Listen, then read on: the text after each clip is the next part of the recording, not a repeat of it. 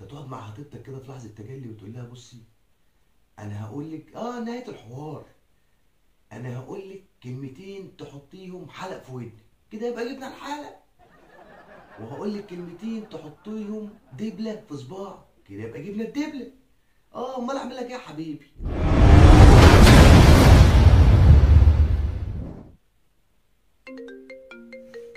مين اللي بيرن ده؟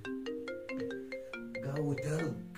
مين اللي بيرن ده دلوقتي؟ مساء الحرام استرها يا رب. مين اللي بيرن في الساعة دي؟ جو حر تلج. مين؟ الواد ابني بيرن. الله يخرب بيتك بتجيش من ورا خير ابدا. ربنا يستر. اه جو تلج. ايش تتوشي تلاجة؟ يا ابني يا ابني حد بيرن على حد في الوقت ده في التلج ده يا ابني؟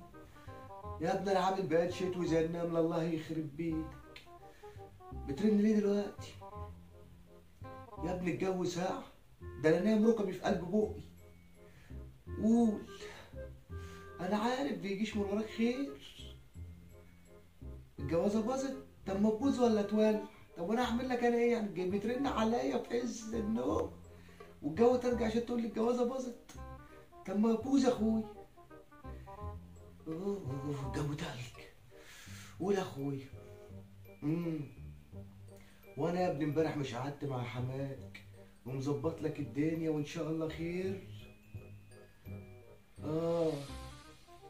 الدهب. ده جايين يحققوا احلامهم. ومين مجنون مين اللي هيجيب دهب داخل على 4000 ونص؟ ده انا يا ابني عشان قلت لك يا ابني اصبر شويه ما تتجوزش. كل شويه تقول لي الاسعار زادت يابا عايز الحق انفد بجلدي. هتتجوز؟ اتجوز يا اخويا. انت يا ابني عشان اجوزك ربنا يسترها. ده عشان نصب لك الشقه ونجيب لك الحديد بعت لك كراتين الارض، وعشان نحط لك حجرين طوب بعت لك الجاموسه، وعشان نيجي نمحر بعت لك برضه كان عندي ربع قراد فاخر الدنيا ورث امك يا اخويا وبعته، وعشان نيجي نعمل لك السباكه وتقول لي انا عايز سيراميك وعايز فرز اول فرز 15، قلت لك نعملها شويه كسر سيراميك بتاع الغلابه يا ابني. قلت لا، ده انا ابن الحاج بسيون ابو شاف.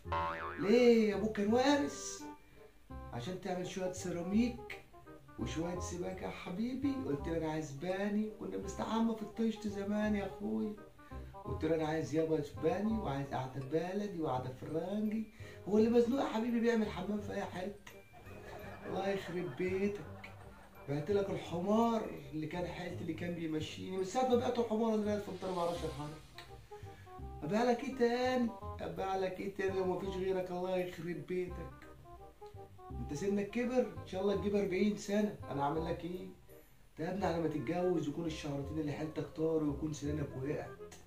قلت لك اعمل نفسك. اعمل لك ايه يا حبيبي؟ ابويا كان سايب لي الوسيله بلعب فيها ولا كنت بسرح فيها؟ انا زيك يا حبيبي على الله كلنا اهو. اعمل لك ايه؟ مفيش غيرك.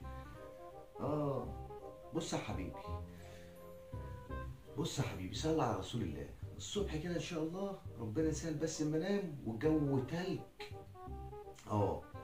هقول لك بدل ما اجيلك وتجيلي وتصحيني واروح لك وايه وتروح لي والكلام الفاضي ده كله. نهايه الحوار عشان تتجوز وتخلص في جوازتك اللي معلم بقى ربنا ديت. بص يا حبيبي صلي على رسول. ولسه النقاش عايز تعمل لي احمر واخضر واصفر وتحقق لي احلامك. ما تقولش داخل استوديو تصوير وتعمل لي جبسون بورد ومش عارف. الله يخرب بيتك وبيت سيناك البيض. اجيب لك منين يا حبيبي؟ اعتمد على نفسك. لا هنحل موضوع الدهب ده يا حبيبي. مين اللي مجنون يا ابني اللي هيجيب دهب في الايام دي؟ بص يا حبيبي صلي على رسول الله. انت تقعد مع خطيبتك كده في لحظه تجلي وتقول لها بصي، انا هقول لك نهايه الحوار، انا هقول لك كلمتين تحطيهم حلق في ودنك كده يبقى جبنا الحلق، وهقول لك كلمتين تحطيهم دبله في صباع كده يبقى جبنا الدبله. امال اعمل لك ايه يا حبيبي؟ بهزر؟ امال انت جاي مصحيني الساعه 3 بالليل في عز النوم وتقول لي الجوازه باظت؟ الله يخرب بيت ابوك. ما تبوظ ولا تولع؟ تبوظ ولا تغور في داهيه؟ يلا دي فيها تغور في داهيه. سلام. هتقول لي دهب. جو حر تلج، الله يخرب بيتك، الواد بقى عامل ركبه في قلب بقه. ها الجواز